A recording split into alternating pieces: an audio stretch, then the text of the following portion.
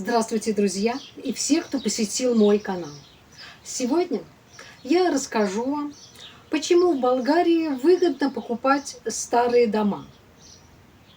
И расскажу, как можно купить иностранцу дом с землей или просто участок земли под строительство.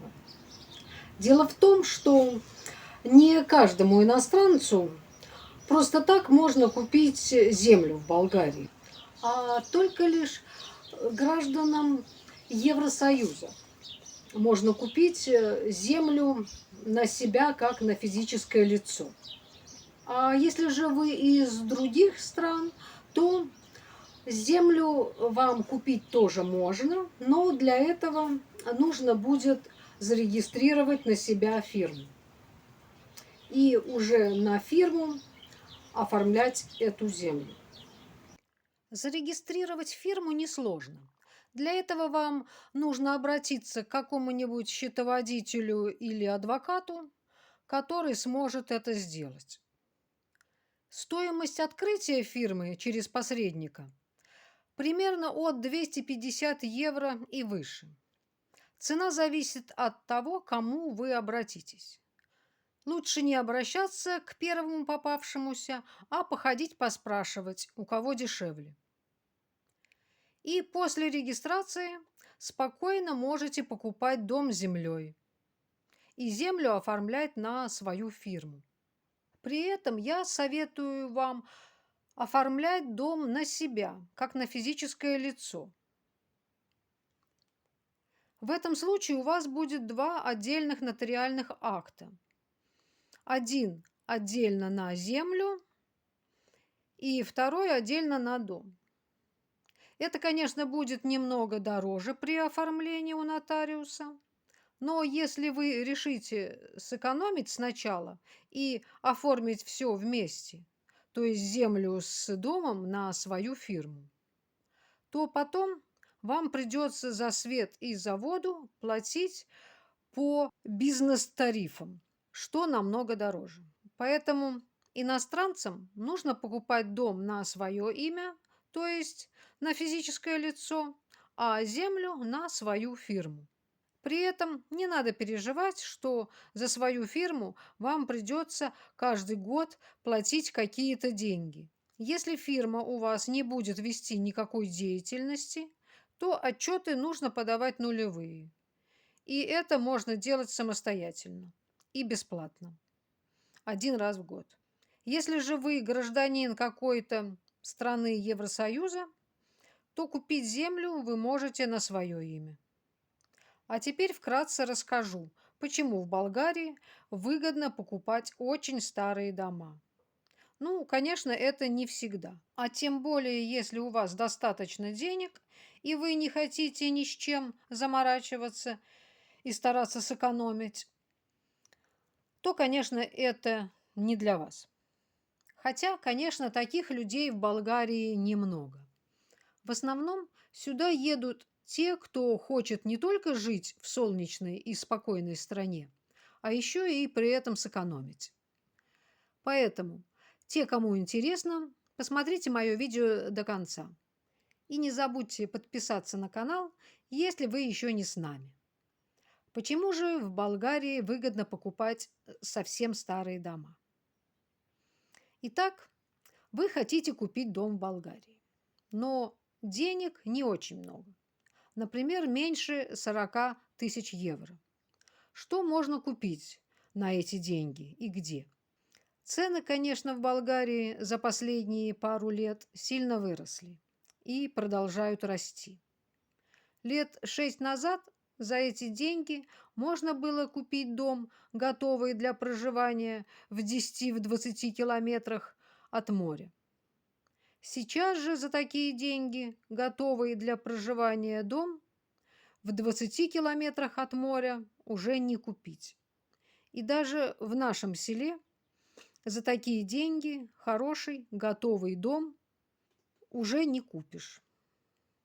А наше село Подвес находится в 70 километрах от моря. А цены на такие дома уже выше 50 тысяч евро. Чуть дальше, наверное, можно купить тысяч за 40 готовый дом, но не факт, что в селе будет спокойно и комфортно. К тому же, покупая готовый дом, чаще всего вам в него все равно еще нужно будет вкладывать деньги. Потому что что-то вас не устроит, что-то надо переделать на свой вкус, что-то перестроить. И хорошо еще, если дом в абсолютно нормальном состоянии. Если люди, которые жили в нем, строили или ремонтировали его для себя, а потом решили уехать и поэтому продают. Но бывают случаи, когда старый дом просто чуть-чуть ремонтируют для продажи и продают. И хуже всего, когда вот так ремонтируют крышу. Очень часто на старых домах стропильная система, то есть деревянная часть крыши, становится такой старой, что ее нужно полностью заменить. Но это очень дорого. Тем более, если старый дом достался по наследству и его просто хотят продать, то продают или в таком виде, как есть, либо делают косметический ремонт. Иногда для этого даже покупают новую черепицу и просто укладывают ее на старую обрешетку. Очень часто при этом даже не укладывают вокруг дымоходных труб металл. Или укладывают, но плохо, или неправильно. В итоге крыша выглядит на первый взгляд просто замечательно. И дом продают намного дороже. Где-то в 2-3 раза дороже, чем со старой крышей. А на самом деле эта крыша-то так и осталась старой. Все, кроме черепицы. И в сильный дождь она потечет. А потом и вообще начнет ломаться. И нужно будет все менять полностью. Вот смотрите, этот дом как раз вот так отремонтирован лет 10 назад. Все, конечно, уже давно стало течь, сама стропильная система еще держится, но вокруг труб металл при ремонте не положили. И там везде течет. И, соответственно, и стена мокнет, и дерево внутри гниет. Но это сейчас уже все видно невооруженным взглядом. А когда крышу только отремонтировали, все выглядело прекрасно.